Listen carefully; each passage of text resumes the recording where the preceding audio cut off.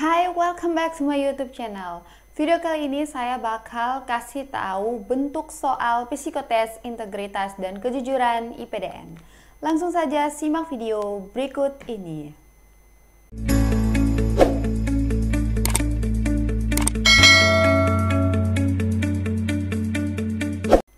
Bentuk soal yang pertama adalah tes logika aritmetika. Tes ini terdiri atas deret angka. Yang diukur dalam tes ini adalah kemampuan analisa teman-teman dalam memahami pola-pola atau kecenderungan tertentu dalam wujud deret angka. Untuk kemudian memprediksi hal-hal lain berdasarkan pola tersebut. Tips yang pertama, jangan terpaku pada deret hitung atau deret ukur perhitungan matematika saja, yaitu jangan terpaku pada 3-4 angka terdepan dalam deret. Namun ada kalanya kalian melihat deret secara keseluruhan karena pola bisa berupa urutan, pengelompokan berurutan maupun pengelompokan loncat. Tips yang kedua yaitu ingat keterbatasan waktu. Fokus dan jangan terlalu terpaku hanya pada sebuah soal yang penasaran ingin Anda pecahkan. Lompati ke soal berikutnya karena terkadang soal di bawahnya lebih mudah dipecahkan dibandingkan dengan soal sebelumnya. Bentuk soal yang kedua yaitu tes logika penalaran. Tes ini terdiri atas deret gambar baik 2 maupun 3 dimensi. Yang ingin diukur dalam tes ini adalah kemampuan Anda dalam memahami pola-pola atau kecenderungan tertentu dalam wujud gambar untuk kemudian melakukan prediksi berdasarkan pola Anda tersebut. Tipsnya yaitu tetap konsentrasi, teliti, dan hati-hati karena bentuk-bentuk yang ditawarkan hampir serupa walau tak sama. Nah, bentuk soal yang ketiga adalah analog verbal test. Tes ini terdiri atas 40 soal yang berisi sinonim, antonim, analog suatu kata. Yang diukur dalam tes ini adalah kemampuan logika Anda terhadap sebuah kondisi untuk melihat kemampuan memahami sebab akibat suatu permasalahan. Tipsnya yaitu apabila kamu bermasalah dengan konsentrasi dan logika, kamu bisa mengakalinya dengan menghafal soal dan jawaban. Karena beberapa kali saya menghadapi tes ini, soal yang diberikan relatif sama.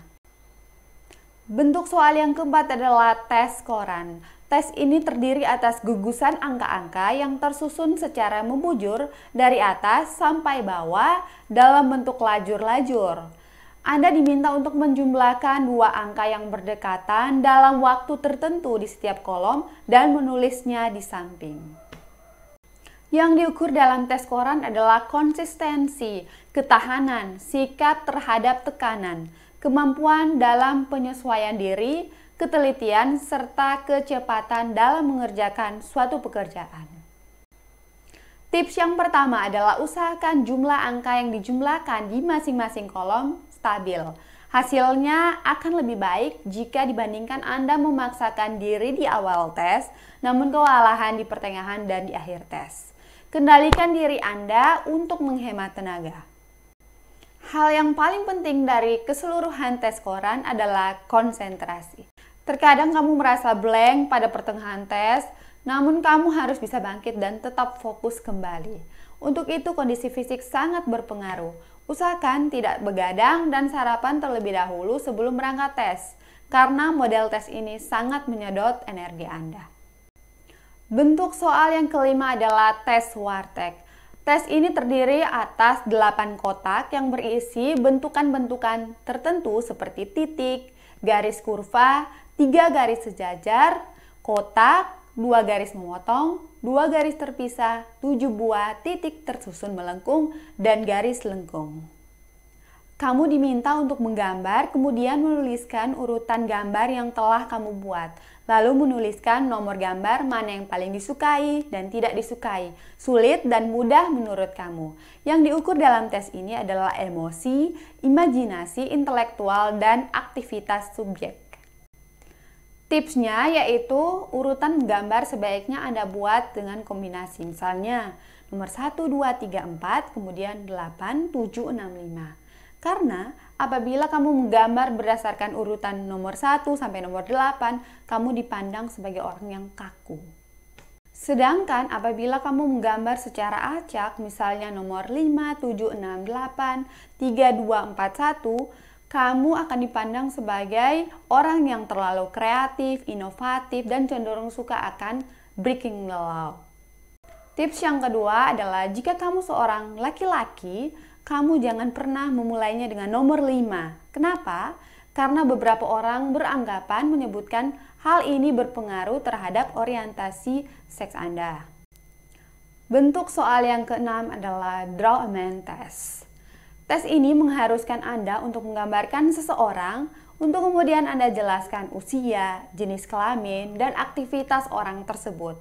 Tes ini dipergunakan untuk mengetahui tanggung jawab, kepercayaan diri, kestabilan, dan ketahanan kerja. Tipsnya yaitu yang pertama, gambarlah orang tersebut secara utuh mulai dari ujung kepala sampai ujung kaki, termasuk detail muka seperti mata, hidung, mulut, dan telinga.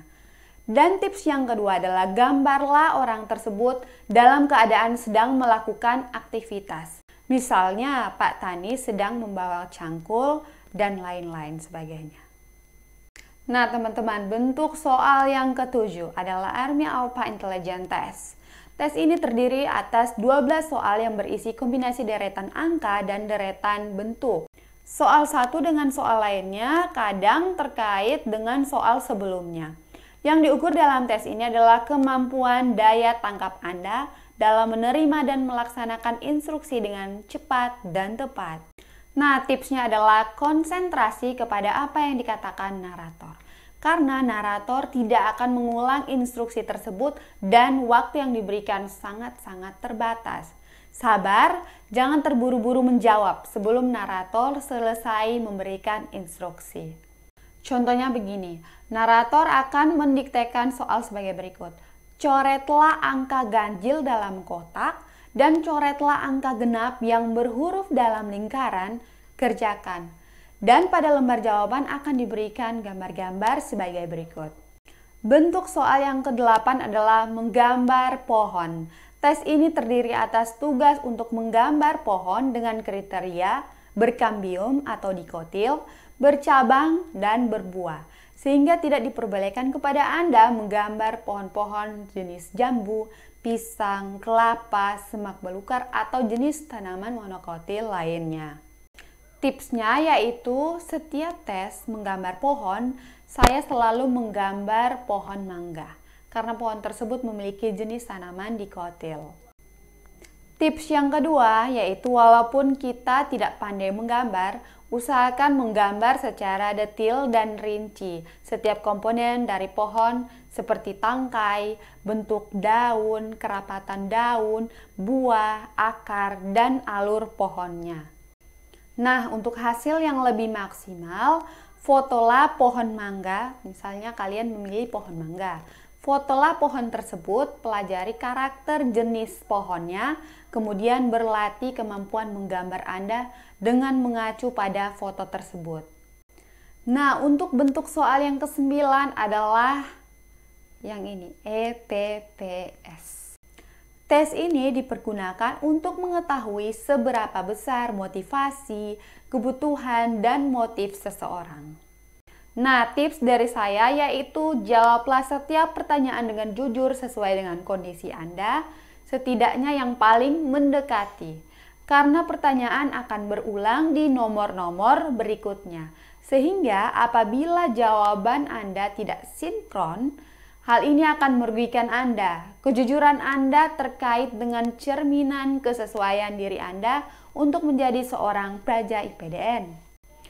Tips kedua dari saya yaitu secara keseluruhan, tes ini disesuaikan dengan kegiatan praja IPDN yang nantinya akan menjadi pegawai negeri sipil yang mengabdi di seluruh daerah di Indonesia. Pilihlah jawaban-jawaban yang mencerminkan kejujuran, etos kerja, disiplin, dan mampu bekerja dalam teamwork, dan sebagainya. Oke teman-teman, demikian video saya kali ini. Jangan lupa like, comment, dan subscribe channel ini.